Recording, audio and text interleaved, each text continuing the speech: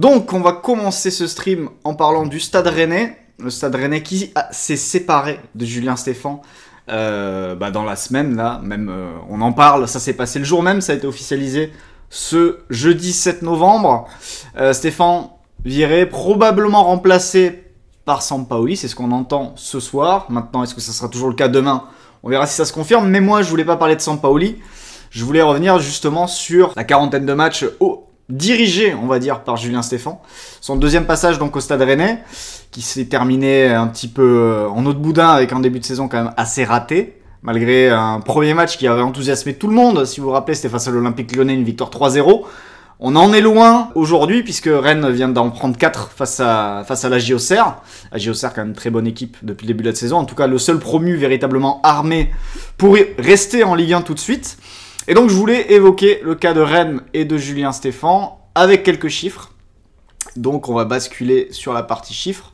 Donc ça, 41 matchs sur Transfermarkt sur son passage du 19 novembre 2023 au 7 novembre 2024, un peu moins d'un an, jour pour jour quasiment.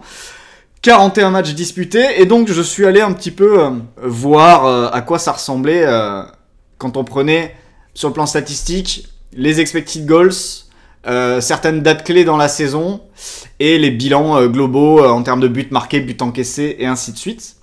Et ça m'a amené à plusieurs petites choses intéressantes à noter. La première c'est ça.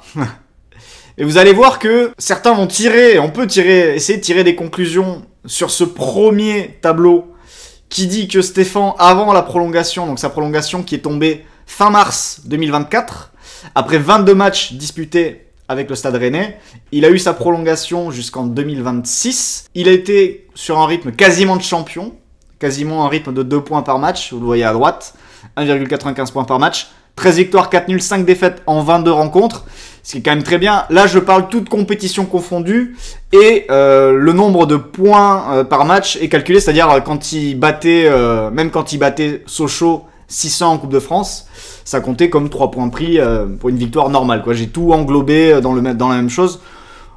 J'aurais pu ne pas le faire, mais bon, ça allait, c'était pour aller au plus rapide.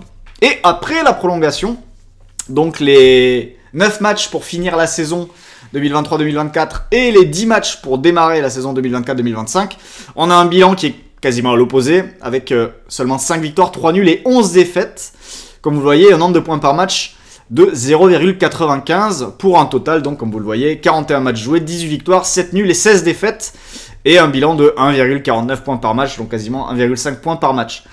Donc ça, évidemment, on voit ce chiffre-là, moi ça m'avait fait un petit peu sourire quand j'avais fait le calcul cet après-midi, j'en avais parlé, je l'avais tweeté, mais je me suis dit, faut pas s'arrêter là, parce que y a plein de choses qui peuvent venir enrayer ce discours, parce que là on peut se dire oui bon bah il a prolongé et puis il s'en fout après, truc très classique, très facile, mais en réalité ça n'a pas du tout été ça. Et donc là c'est la même chose, le bilan découpé entre la saison dernière et la fin de saison. Ce deuxième tableau, on intègre le début de la saison 2023-2024 avec Bruno Genesio, donc les 14 premiers matchs de la saison, la fin de la saison 2023-2024 avec Stéphan et le début de la saison 2024-2025.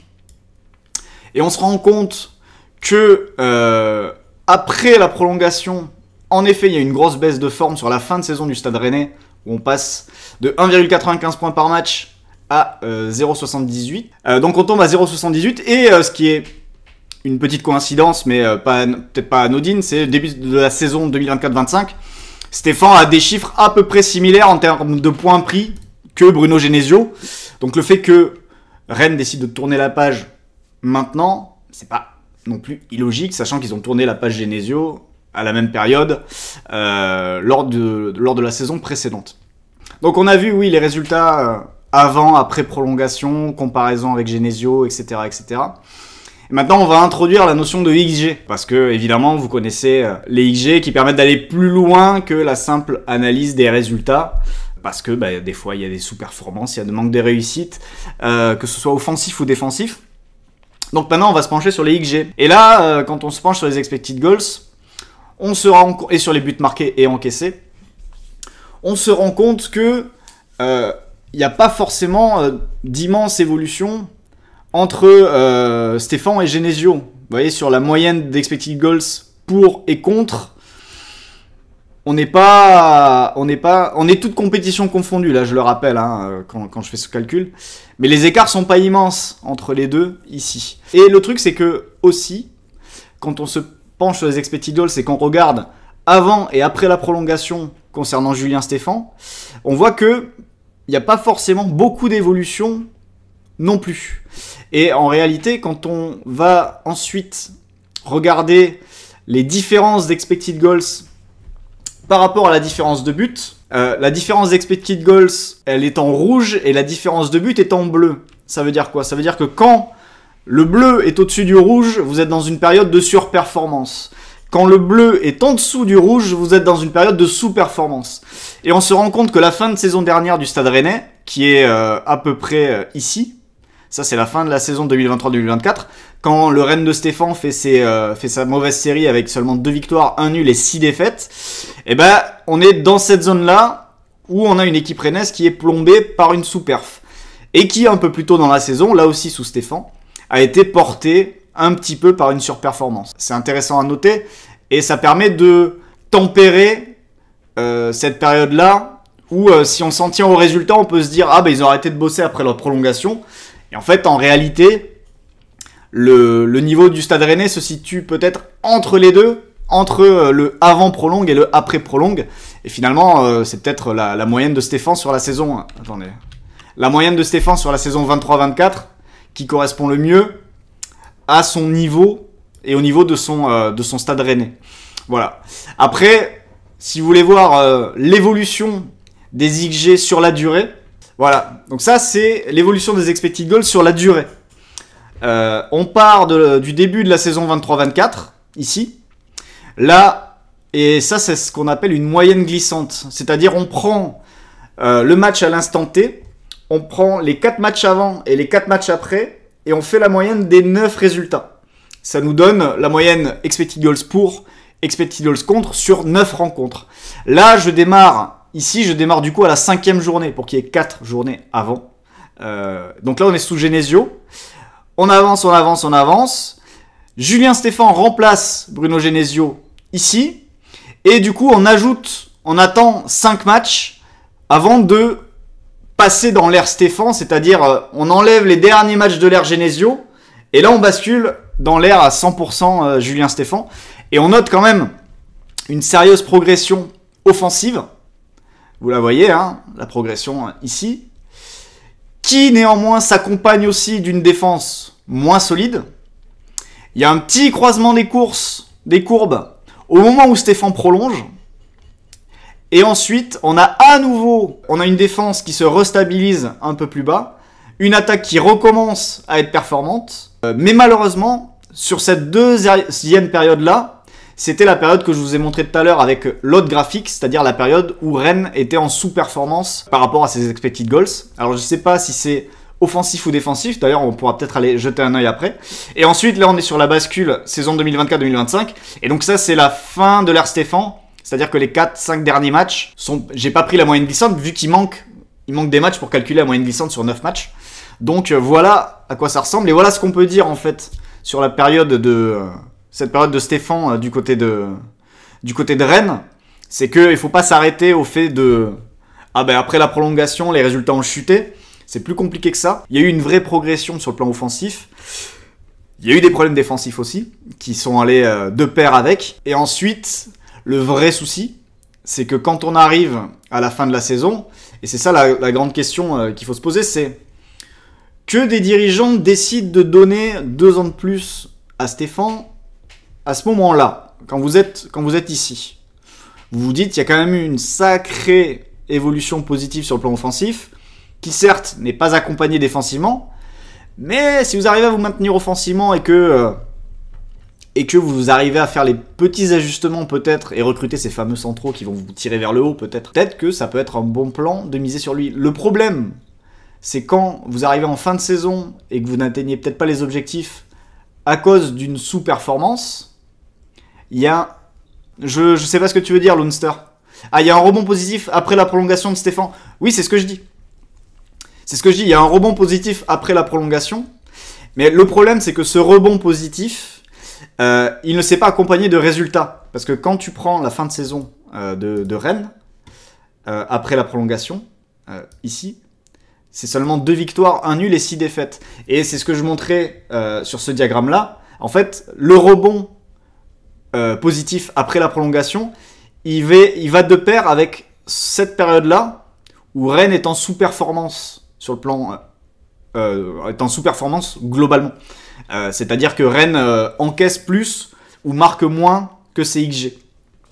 Et en fait, le problème, peut-être, qui s'est passé du côté de Rennes, c'est que soit tu ne prolonges pas Stéphane après cette période positive et tu passes à autre chose à la fin de l'année, mais à partir du moment où tu le prolonges ici, c'est quand même bête de se retrouver à paniquer sur une fin de saison où, on le voit avec les expected goals, il n'y a pas une grande baisse.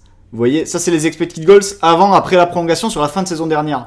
Donc il n'y a pas une chute de performance en termes de XG pour et de XG contre. Là, on reste à peu près dans les mêmes eaux.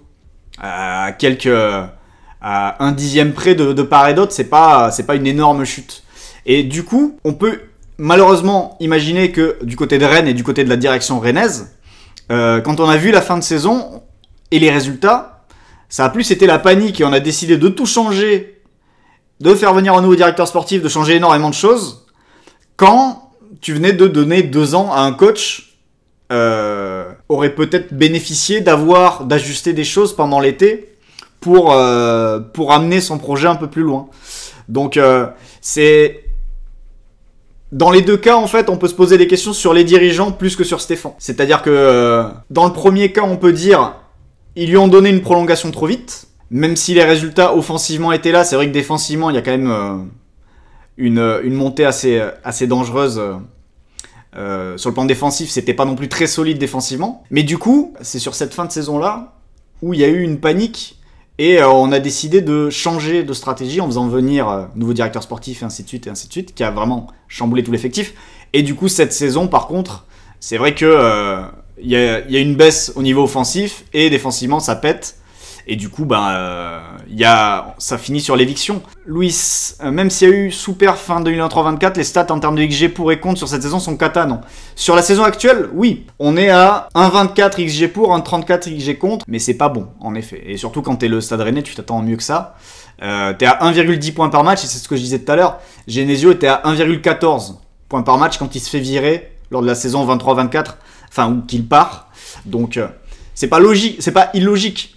Mais le truc qui est difficile à comprendre quand on prend ce graphique-là, c'est qu'on a eu affaire sans doute à des dirigeants qui ont paniqué de l'absence de résultats sur la fin de saison dernière, alors que en se penchant sur les XG, qui étaient peut-être les XG qui avaient convaincu les dirigeants de conserver Stéphane après cette période-là et ces bonnes séries de résultats positifs, dans ce cas-là, tu viens de lui donner 2 ans, change pas tout pendant cet été-là. Ou alors, fallait pas lui donner les 2 ans avant. C'est l'un ou l'autre. Je pense que l'erreur, elle vient de là. C'est une panique par manque de résultats, mais qui n'était pas accompagnée non plus d'une équipe qui était en train de s'effondrer au niveau de ses XG. Et du coup, tu changes tout, tu mets un DS qui vient. Souvent, quand un DS qui vient, il va aimer vouloir changer l'entraîneur assez rapidement. Donc, voilà, une direction qui, en l'espace de 3 mois... puisque c'était en mars dernier, dans l'espace de 7-8 mois, mais même en l'espace de 3 mois, quand il décide de faire venir un nouveau directeur sportif, tourne un petit peu la page de Stéphane, déjà, en partie, pour les raisons que j'évoquais tout à l'heure. Mais en l'espace de 8 mois, ton pari et les 2 ans que tu donnes, t'as changé d'avis, quoi. T'as complètement changé d'option. Et c'est plus ça, je pense, qui est intéressant à mettre en avant. C'est le côté lunatique d'une direction qui a soit paniqué en prolongeant, soit paniqué en changeant tout cet été.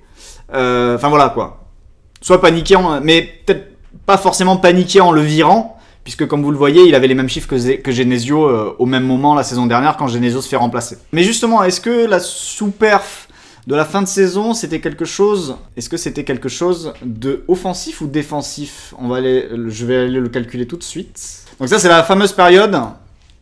Pour reprendre les choses, c'est la fameuse période où on est là. Fin de saison 2023-2024.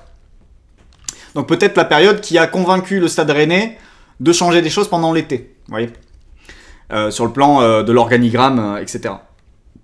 On se rend compte que, donc, en termes de XG, Rennes était quand même dans une séquence plutôt positive, mais les résultats n'ont pas suivi. Pourquoi les résultats n'ont pas suivi? Parce qu'on avait un déficit de buts marqués. On avait 1,57 buts de déficit, c'est-à-dire 1,57 XG de plus que de buts marqués. Voilà. Mais surtout, on avait encaissé plus de 4 buts de plus que prévu. Et c'est vrai que quand on parle de buts encaissés par rapport au XG et de sous-performance à ce niveau-là, on va assez rapidement se tourner du côté du gardien de but. Je ne sais pas si vous voyez, mais... Alors, qu'est-ce que ça a donné le gardien de but du Stade Rennais en fin de saison dernière?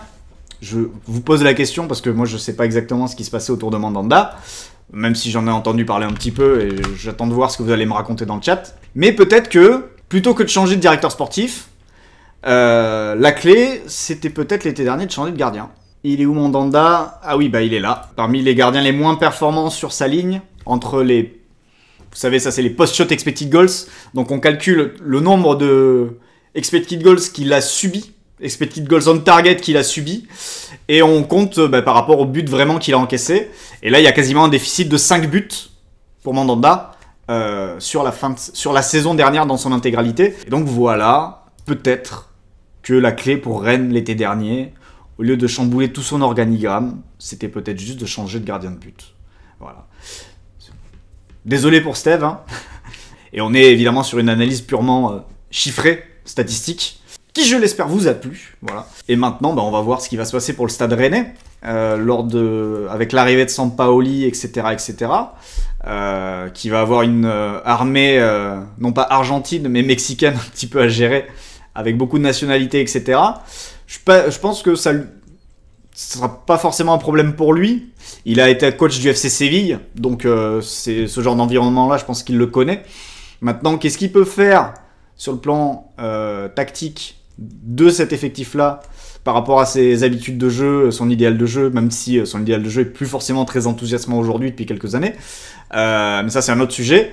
Et on en parlera en effet à l'occasion peut-être d'un prochain Vue du banc, les débuts de Sampaoli du côté de Rennes. Si ça se confirme, hein, pour l'instant, c'est pas fait.